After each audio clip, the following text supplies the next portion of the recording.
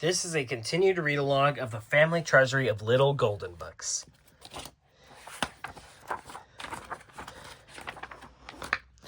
In this video, we will be reading Noises and Mr. Flibberty-jib and the New Baby. If you enjoyed this read-along, make sure to give a like, comment, and subscribe for more Bookish vids and other vids I do here on the channel.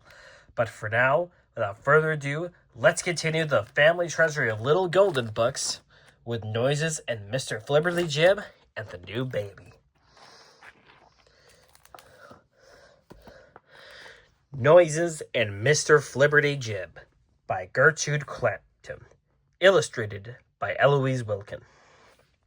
Mr. Flibberty-jib had a most unusual rumble in his head. It went rumble, rumble, rumble. And then it went bumble, bumble, bumble. Now, Mrs. Flibberty-jib didn't mean to, but she made Mr. Flibberty-jib's rumble and bumble worse than ever. You see, Mrs. Flibberty-jib cooks the very finest roast beef in town. But no one could cook roast beef without closing the oven door shut and covering the roast pans kerbang. Besides, Mrs. Flibberty-jib knits mittens all day long. And no one can knit even 1 minute unless the needles say, click, click, lickety-click, click and knit and click. Mrs. Flibberty-jib say that Mr. Flibberty-jib has a rumble in his head because he eats too little roast beef and doesn't wear his mittens. He says he has a large rumble in his head because the house and town are full of noises. She says, nonsense. Then the old clock strikes. Bung, bung, bung. 3 o'clock, Mr. Flibberty-jib. The telephone shouts, bring, bring. Answer me, quick answer me. The grocery boy at the back door says, tap, tap, tap, answer me. And then the telephone rings again. Too much noise, says Mr. Flibberty-jib. The gray mouse that lives in the kitchen walls peeks out of the mouse holes. Cheese, says the gray mouse to herself, and scampered softly over the floor like a gray shadow. But Mrs. Flibberty-jib sees her. Eee! Screams Mrs. Flibberty-jib. Squee! Squeaks the little gray mouse. See, says Mr. Flibberty-jib. Too much noise! Nonsense, says Mrs. Flibberty-jib, and gets off the chair. Well, says Mr. Flibberty-jib, suppose he goes downtown to buy some yarn for Mrs. Flibberty-jib's mittens. The first thing he hears is clang, clang, clang. Then, says Mr. Flibberty-jib, he walks to the curb and gets ready to cross the street. He looks to the left and right. Then he puts his left foot down, and around a corner comes beep, beep, beep. Then, said Mr. Flibberty-jib, he walks to the curb and gets ready to cross the street again. He looks to the left and right. Then he puts his right foot down, and around the corner comes clop, clop, cloppity, clop. It is no wonder, says Mr. Flibberty-jib, that my head rumbles. Every time, and not just once at a time, I go to buy red yarn. The policeman blows his whistle. Whee! The fire engines race by me. Woo! Woo! Woo! And when I get home again, the front door always slips out of my hand and goes bang. You should eat your roast beef, Mr. Flibberty-jib, says Mrs. Flibberty-jib, as she often does, and wear your mittens. Nonsense, shouted Mr. Flibberty-jib, giving his umbrella a good hard bump. The noise, it's the noise. Roast beef and mittens, said Mrs. Flibberty-jib. Noise, roared Mr. Flibberty-jib. This went on for days and days and days. Mrs. Flibberty-jib went on roasting the finest roast beef in the town. She went on making mittens, red mittens, blue mittens, yellow ribbons. Mr. Flibberty-jib's rumble in his head went on rumbling. At last, Mr. Flibberty-jib came home in a rage. I can't stand this rumble, rumble, rumble, and bumble, bumble, bumble, he said. We will go to the country where it is quiet. Everyone knows the country is quiet and a very good place for rumbles and bumbles. Very well, Mr. Flibberty-jib, said Mrs. Flibberty-jib. So Mr. Flibberty-jib packed up his brown shoes and his blue suit and his red tie. He puts his hat over the rumble in his head, and he was ready to go to the country. Mrs. Flibberty-jib packed up her roasting pans and her knitting needles and yarn, and she was ready to go to the country. Poor Mr. Flibberty-jib. The train whistle said, "Toot, toot, toot," all the way to the country. And every crossing bell said, "Ding, ding, and a little ting," all the way to the country. But at last, Mr. Flibberty-jib and Mrs. Flibberty-jib got to the country. Mr. Flibberty-jib unpacked his brown shoes and his blue suit and his red tie and went for a quiet walk. Mrs. Flibberty-jib unpacked her roasting pans and her knitting needles and her yarn and began to cook a fine roast of beef. They were so tired from all that packing and unpacking that they went to bed as soon as they had eaten supper. "Oh, this is the life," said Mr. Flibberty-jib, who hadn't eaten any of the roast beef. Poor Mr. Flibberty-jib. He had just turned off the light and closed his eyes when, "Ooh-hoo! Ooh-hoo! Ooh-hoo!" Poor Mr. Flibberty-jib. He was sure that he had hopped into bed. He was sure that he had just gone to sleep. He was sure that it was just the beginning of the night when,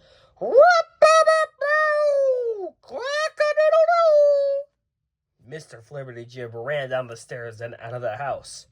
"Shh, shh," he said to the rooster. "I am a poor man with a rumble and bumble in my head." "Cock-a-doodle-doo," shouted the roosters, and the hen said, "Cluck, cluck, cluck." "Oh my!" cried Mr. Flibberty-jib. "What next?" These were next. "Bow, wow, wow! Wow, wow, wow!" Then the ducks came waddling to find a place for swimming. "Quack, quack, quack!"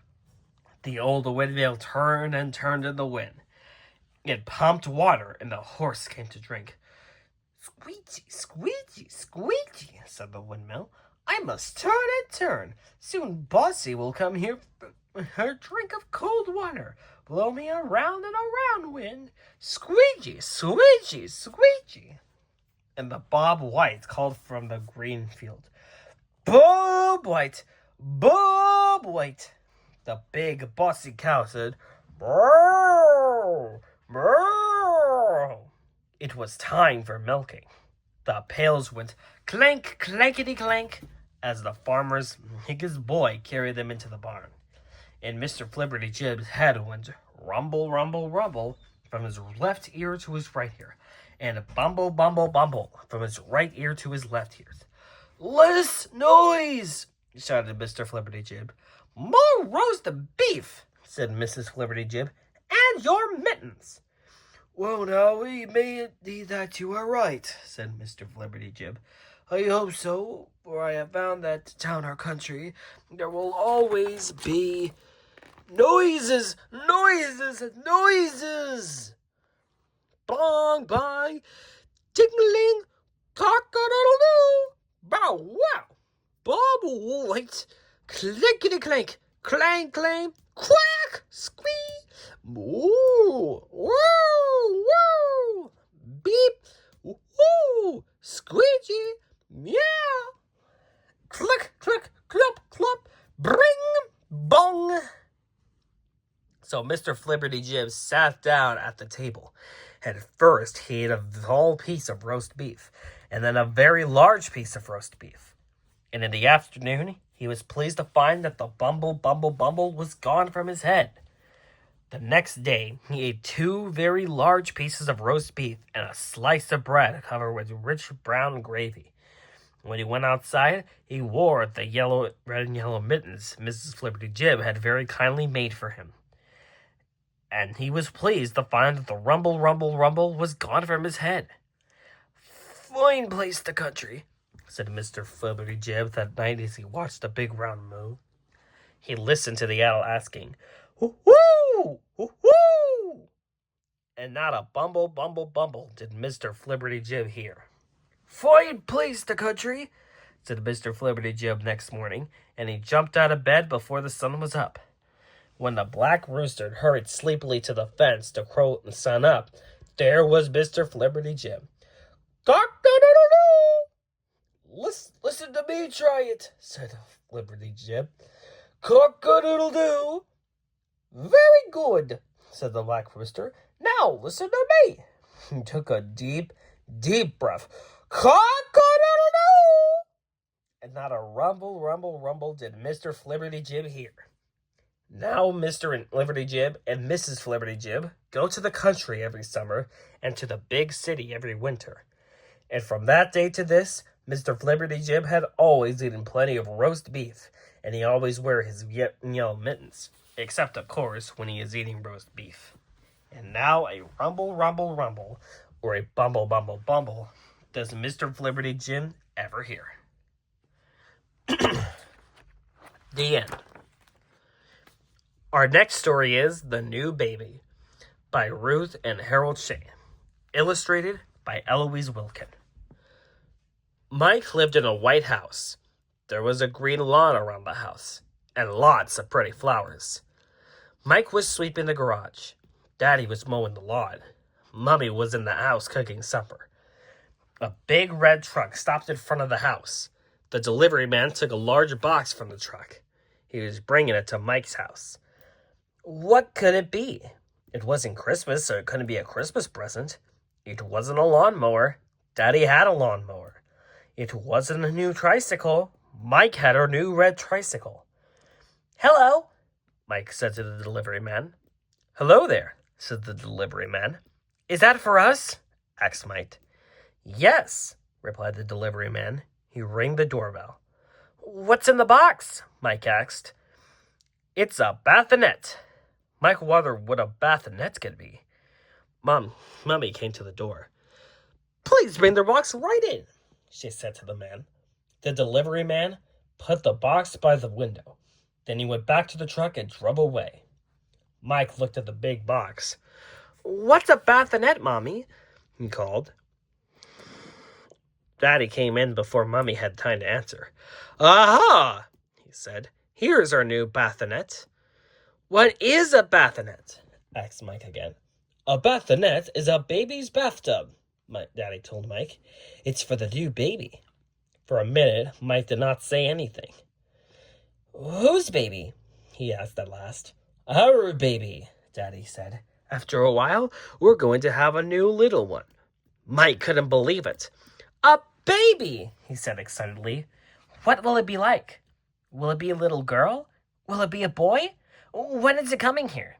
Will I have red hair like Susie next door?" "Oh, hold on a minute," laughed Daddy. "We don't know what it will look like or whether it will be a little boy or a little girl. We can only guess. It's a surprise." "When will the baby be here?" Mike asked. Daddy took Mike so that the baby would come quite soon. Then Mummy said, "Time for supper," before Mike could ask one more question. Mike ate a big supper, and he had a cookie for dessert. And all this time, he wondered what the baby would be like, and he thought of the fun he could have with a baby brother or sister. A few days later, Mike had another surprise. Aunt Pat was coming. Daddy, Mummy, and Mike went to the station to meet her. "Aunt Pat is going to help you and Mummy feed and bathe the baby," said Daddy as they watched the train pull into the station. "There's Aunt Pat!" Mike cried. The first thing Aunt Pat said was, "How big are you, Mike?" "How big you are, Mike?" The first time Mike said was, "We're going to have a baby." "Is that so?" said Aunt Pat. She seemed very surprised. "Yes, and you and I are going to help feed it." Well, said Aunt Pat. She still looked very surprised. At supper, Mike asked, "Who will bring the baby?" Daddy said, "No one will bring it. Mom will go to the hospital for the baby." "Yes," Mummy explained, In a little while, the doctor will help me have the baby at the hospital. Aunt Pat, Mommy's gonna have the baby at the hospital, Mike repeated. That night, Mike woke up. The light was burning. It was still dark outside. Aunt Pat was in the hall. She wore her bathrobe. Mummy and Daddy were up too. Where are you going? Mike asked. Mummy kissed Mike and smiled. I'm going to the hospital for a baby, she said. I'll bring it home soon. In the morning, Mike helped Aunt Pat. He laced his shoes. He brought out the cornflakes. He carried chairs to the table. He brought in the milk. And he ate every bit of his breakfast. The telephone rang. Mike got there first. It was Daddy. Daddy said, Mike, you have a fine baby sister. Oh, said Mike in the telephone to Aunt Pat. Maybe I could run and tell Mrs. Blair. Of course you may, Aunt Pat told him. So Mike ran next door as fast as he could. Before long, Daddy came home in the car. He boosted Mike in the air and then ran into the house to see Aunt Pat. Just then, a big red truck stopped in front of the house. The delivery man took a big box from the truck. He was bringing it to Mike's house. What could it be? It wasn't a Christmas yet, so it couldn't be a Christmas present. It couldn't be a lawnmower. Dad still had a lawnmower. And it couldn't be a tricycle. Mike still had his red tricycle. Could it be another bassinet? Mike ran up the steps.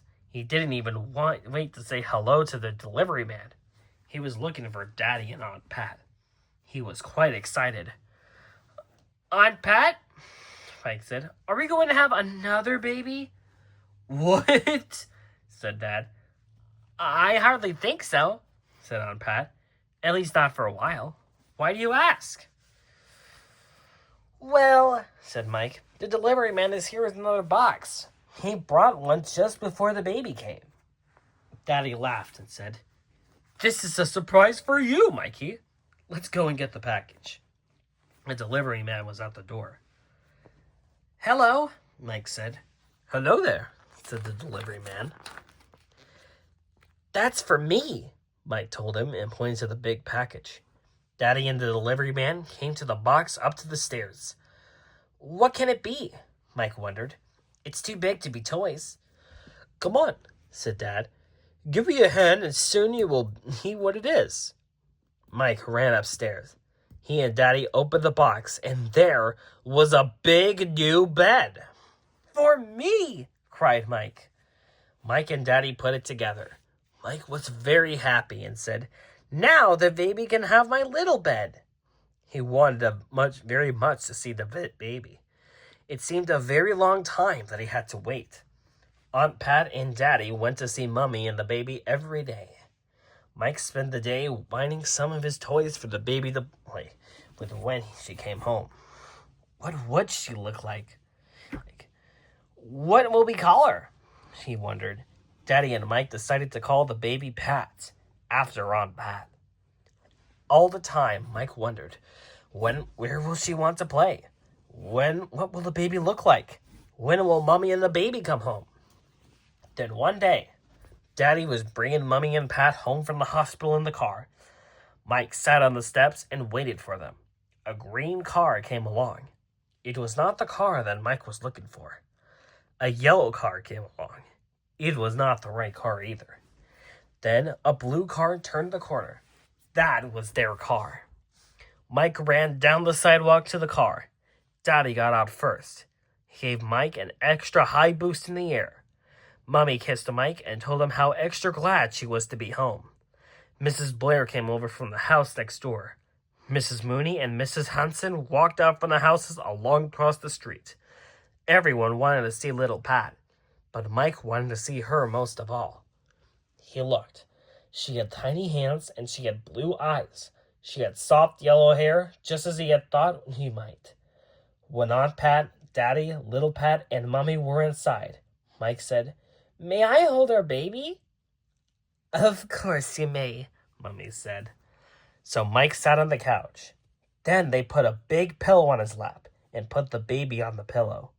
How proud Mike was. It's wonderful to have a baby, Mike decided. The end. Thanks for watching.